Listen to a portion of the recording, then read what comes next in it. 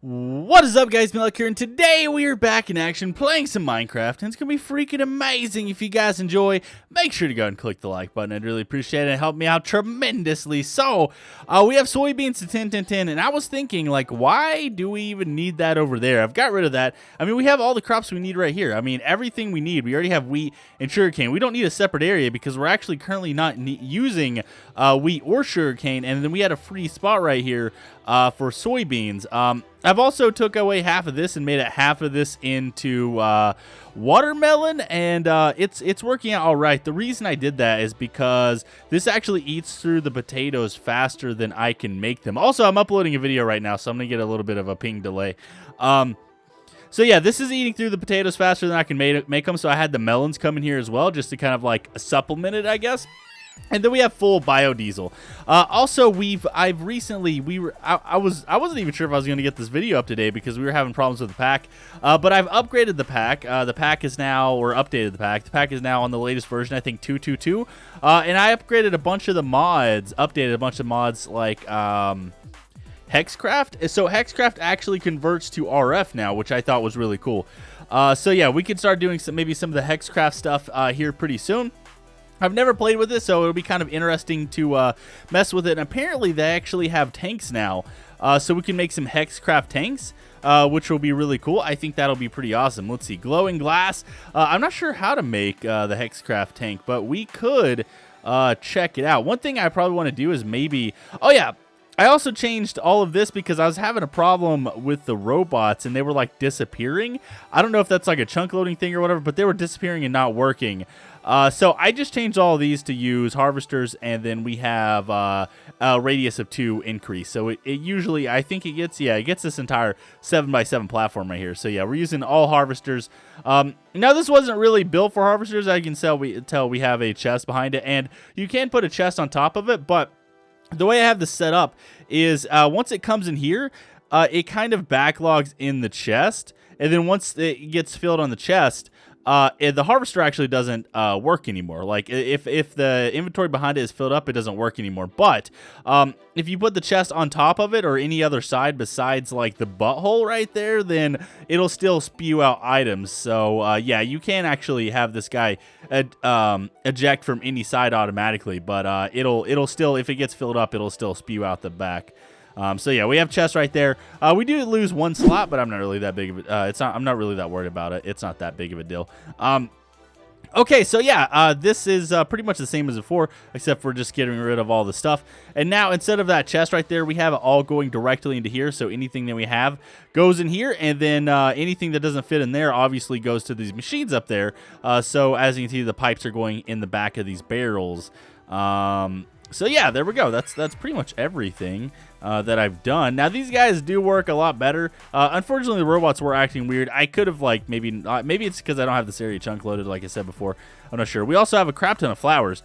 We also have full 10, 10, 10 soybeans. Where is my first one? Yeah, right here. This is my very first one. 10, 10, 10. The rest of these guys are 10, 10, 10, and they actually just now finished growing, and I just now placed a thing on it. And we already have 500. Holy crap! That was at like 3. Like right before I started the video. So like in the last, whatever, 4 minutes or so, we've got like 500, which is crazy. So I'm not sure. I guess I should probably be doing some of this sludge. Now the problem with doing this half and half is because this actually gets filled up. Like for example, this right here. This is filled up with industrial hemp fiber, and then like the internal inventory of this, this is where I threw down some hemp fibers. It's not actually spitting anything out. But yeah, then the internal buffer actually gets filled up with hemp fiber, and it can't go anywhere. So it actually won't do anything with the melons right here. So I'm not sure what to do about that, actually. We might need to make a separate farm for melons or do something like that. I'm not 100% sure, but it's acting kind of weird. So now, pretty much, what we need to do is we need to take the sugarcane, I guess the wheat, and then the soybeans out of here. We need to bring it, I guess, over here, and we'll start making our factory that produces cake. So we need some pressure, I guess some pressurizers or whatever they're called. Yeah, the pressers, not pressurizers, pressers. We need some pressers. They actually look a little bit different. I'm not sure. Is this the thing that we need? I'm not sure. Let's look up soybeans real quick. Let's see. Soybeans. No. Yep. This right here. Soybeans. Let's right click it. Look at the recipes. And then, so we got some fermenters, some squeezers, some pressers. Yeah, they're pressers. Okay, sweet. So we need 1, 2, 3, 4, 5, 6. And I mean, we could make as many as we want. But since we have full farms, I figured we might as well make a lot of these guys. So let's go ahead. We can press these anywhere or put these anywhere. Let's just stick them. I mean, it doesn't matter. Let's just stick them like right here, for example. 1, 2, 3, 4, 5, 6. So we have 6 of these. I guess the bottom row could actually press these into things, and then I'm going to show you guys exactly how this works. So let me go ahead and grab some of this. We have some soybeans, right? Yeah, let's go ahead and do some of this action. I'm going to stick, I guess, 21 in here. Okay, so we have that right there. As you can see, it'll start pressing it. And then we should get, I think it's silken tofu, something like that. Yeah, no, soy milk. We'll get soy milk, and then what we do is we press soy milk. And then once it turns into soy milk, we get silken tofu, and then we can just stick silken tofu in here, and it turns into normal tofu. Now, normal tofu can actually be used as a replacement for any meat recipe. And also, it can replace eggs, too, so that's how we're going to make our cake. So, I guess, let me go ahead and get some of the stuff ready. We're going to start automating this, and then hopefully it turns out all right. Okay, we're back. So I have all 9 pressers here. We might want to make more in the future. That could be a thing that we could do. Also, I have some barrels over here. This is going to store, I guess, the wheat and then everything else we need. Then I guess we might want to do a couple more barrels and stuff too for like the products to make the actual cakes, and then maybe a place to store the cakes as well. But we're going to go ahead and start doing this. So if you guys have never used Steve's Factory Manager, then it's going to be kind of hard to explain, but we're going to have to kind of like program anything connected to these inventory cables can kind of like be programmed and can do multiple functions. So we'll kind of play with that here in a little bit, but I want to pull out some stuff out of this. So we need to pull out the things we need to actually make the cake. So if we look up cheesecake here, we need flour, we need sugar, and then we need tofu. So we can take out, let's see, flour. Yeah, that's just wheat. Okay, so let's go ahead and grab, let's grab a wheat. Let's grab a thing, and then let's grab a tofu. So let me go ahead and stick these guys. We're going to stick all 3 of these guys right there. We're going to say whitelist. We're not going to pull them out yet because we're going to go over here and kind of like store where they need to go. Let me go ahead and grab a soybean. Boom. We want to lock these guys. There we go. Shift right click. Then we're going to pull all of these guys out right here. Let me say ignored.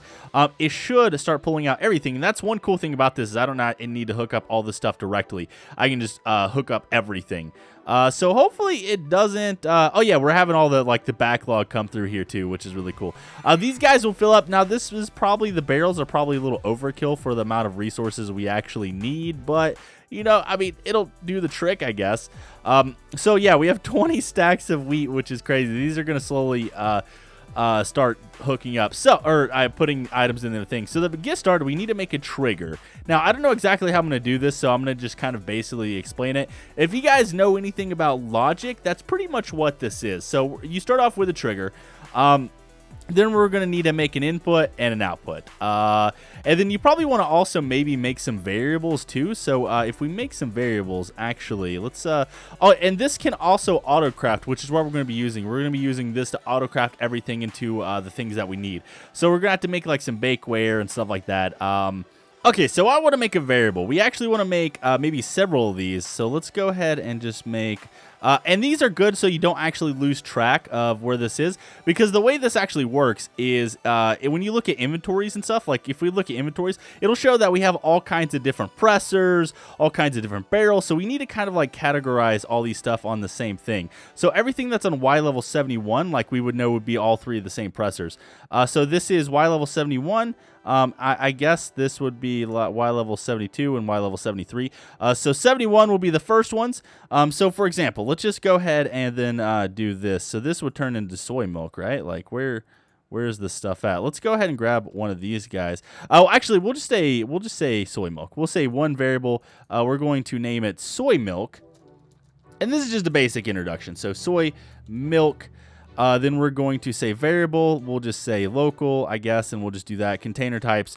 We want to do I guess that's fine. We want to do the pressers. So we're going to say the soy milk pressers. Let me drag this over here. So we want everything in Y level 71. So we're going to say that one. We're going to say this one. And then we're going to say that one. And then we'll do another one for Y level 72, Y level 72, then Y level 73, and all that kind of stuff.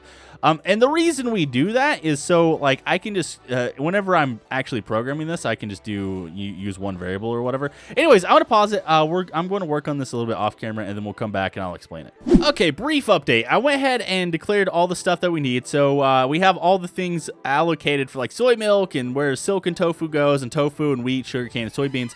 So the first little example here is we have a inventory. Let's go. I have the soybeans selected. So wherever we store soybeans, I have that selected, and we want to stick that into where we want to make the actual soy milk. So we go right here, and then I'm going to go to variables, and we have that selected where soy milk. So pretty much what this means is a trigger that happens every 1 second. It's going to detect where the soybeans are, if there's any soybeans in that inventory, and it's going to stick it into this bottom row of pressers. As you can see, it works fine, and we're making some stuff. So that's actually really good. Now what we can actually do is we can set up another trigger, or we could disconnect this and maybe do multiple things on one trigger. So like, let me disconnect this. We're going to move these guys down. We're going to make a flow chart. Now, a flow chart is just kind of like you can do multiple things on different stuff. So connections, we'll just say split 2 outputs. We'll say 5 outputs. Sure, why not? We'll connect these guys up. We'll have this go to the first one. Then we're going to set another input and output, which is sweet. We'll set this one right here. We'll have this go right there. Boom. And then we'll have this go right here. I like these to look nice and neat. So they kind of stay like organized and stuff like that. You can also kind of like set all these into like groups and do all kinds of crazy stuff with this. Anyways, what we want to do is we want to say, let's go to our variables. We want to say soy milk. We want stuff in the soy milk to actually go into our next stage, which is, let's see, I think it's silken tofu. Yeah. So now we're pulling all the stuff out of this, all the soy milk, and it should be going into... Okay, it's just because I didn't whitelist the actual soy milk down here. So I whitelisted down here. That means it can only soy milk can actually go into these. That was the output. I whitelisted the wrong thing. So yeah, it's fixed now. And pretty much we just repeat the steps, and eventually we'll just put soy milk up there. It's pretty easy. I mean, it's not really that big of a deal. If you understand flowcharts and maybe like basic programming and kind of like how logic works, then this should be no problem for anyone, really. It is really weird to get into, but I'm going to finish creating everything that we need, and then we're going to slowly explain it. Okay, we're back. So I have everything kind of auto-crafting. The only thing we have left is a cheesecake. So the way this works is it's actually grabbing the stuff it needs from this chest, and it has the mortar and pestle, the mixing bowl, and the bakeware, and that kind of stuff, which is what we need from the cake. So I have some separate auto-crafting things that's actually turning this into flour, the wheat into flour, and then turning all the sugarcane into sugar. Now, this might be a little bit wasteful because this is using a lot of... It's like turning all of our resources into stuff, so I might use smaller inventories in the future. But anyways, for now, I'm going to show you guys how I did it. The way the auto crafting works is it's pretty much just like this. We have an input. So for the input, we have the chest selected, which has like the bakeware and stuff. Then we have for this wheat selected. And then we have it, just whitelist the items that we want. We have it go into a crafter. We set the crafting recipe. Then we set an excess inventory of the chest. You have to set an excess inventory. Then we have it output into, like whatever we want. So we have it output into this. So that's actually making wheat. That's exactly how the crafting works. And then the next crafting is we just have the inventory. We have sugarcane selected. We have nothing whitelisted. I mean, it doesn't really matter. And then we have 1 sugarcane equals 1 sugar. And outputs goes into that barrel right there, which is this barrel right here. So yeah, that's pretty much everything. I guess now we're going to set an input and output. Let's just go ahead and do this. And then we also need a crafter. So let me go ahead and do, let's see, auto crafter.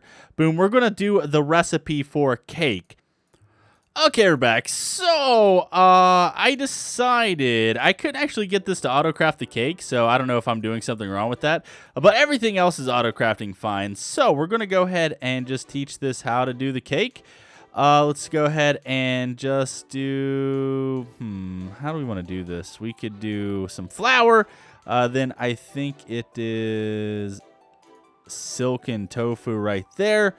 We will do firm tofu right there, and then we will do sugar right there. There we go. So cake, it should auto craft, and then I'm having it automatically go into the cake, or into this thing down here. And oh my god, we already have over 2 stacks, which is crazy. Yeah, so the way this works is actually pulling items out. We're having it do a trigger. We're saying inventories, it's pulling all the items out. So like this holds sugar, this barrel, that barrel holds sugar, this holds silk, and this holds firm tofu, that kind of stuff. Then we're having it all output into the cyclic assembler. The cyclic assembler is auto-crafting all this into cake. We already have 6 stacks of cake, which is sweet. Then we want to say, I guess, just media lock power. Let me go ahead and get rid of this guy. Receiving energy. Sweet. And this is working perfectly. This is working absolutely perfectly. This is working much better than I expected. Let's go ahead and stick all this right there. Boom. And so it looks like the only thing we're missing now is firm tofu. Now, the way I did this, I might have actually did this a little messed up, is I actually had it split. So it took half of the silken tofu from here and puts it in there, and takes half of the silken tofu and puts it up here to turn into firm tofu. So it looks like firm tofu is our slowest point, but we already have 6 cakes. So now that we have cake fully automated, and it's nice and clean, we can just start deploying the cake and making the flowers and start producing mana with it. Also, we have free cake, so we can like maybe have like a cake room or something. That might be really cool. Okay, we're back. So, real quick, I just want to show you guys that you can actually limit like what you're doing. So if we look right here, let's go ahead and just go to items, whitelist. You can actually right click on these items and specify amount. And like, let's say you only want to do 64 sugar at a time, you can do that, and it should only do 64 sugar. So once it actually uses all this sugar, it'll only make 64. So I'm probably actually going to limit it that way. I just want to kind of briefly mention that you can limit all this stuff, and that's what makes Steve's Factory Manager so powerful, because he can do like all kinds of cool stuff like that. Pretty much infinite like customization. Like you can just do all kinds of crazy stuff. I'm probably going to limit the amount of, because what I actually did is all this right here, it's in here, it can only have 1 stack of everything in here. Now, I've kind of messed it up because I've taken things out and stuff like that. But the reason I did that is so it doesn't all get filled up with 1 item. So, yeah, that's another cool thing. I'll probably do the same thing with sugar. I'll probably do the same thing with flour, and then maybe silk and tofu. And, well, maybe silk and tofu, and then I'll have it make unlimited firm tofu. That would probably be a good way of doing that. Okay, so I made some block placers. These guys actually place stuff. Also, I made the flower that we need. I made it a floating flower. Now, this says actually you need the elven portal to actually make this as well, but I went and borrowed someone's elven portal, because all you need is you need 1 free, well, you need this too, but you need like 1 pixie dust, which is what you need the elven portal for. So I'm just going to stick this right here for right now. Then we're going to stick this right here. And then eventually the way I'd like to do this is, does this, yeah, okay, there we go. So this is a clock. I might have to extend the redstone signal. Okay, so look. Oh yeah. Okay, so it's actually producing mana. So what we want to do is we're going to stick this right here. We're going to stick this right here. So there we go. We have a cake. Is this? Oh, this is just spamming the. This is definitely not the way I want to do it. Let's kill this.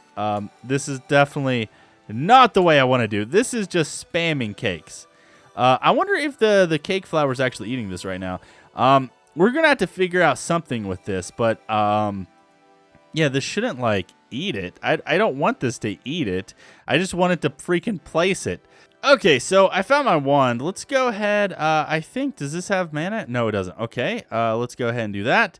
Then this is filled with mana, so let's go ahead and hook these guys up together, right? Yeah. Okay, so this is filling it with mana, so it should start eating the cake, just like it's supposed to. It looks like this block placer is actually like eating the cake, which is slightly disappointing. But what we could do is we can just set up a slower timer. So I can just stick at that like right there. Then whenever we want to deploy another cake, we can just, you know, like just tell this to deploy another cake. So it's not really that big of a deal. This is going to slowly eat it. This is going to slowly fill up. And then we will start up, I guess, automating this next time. But yeah, this is the freaking automatic cake factory. It's working. It makes cake automatically using a very small space, so it's very, very good.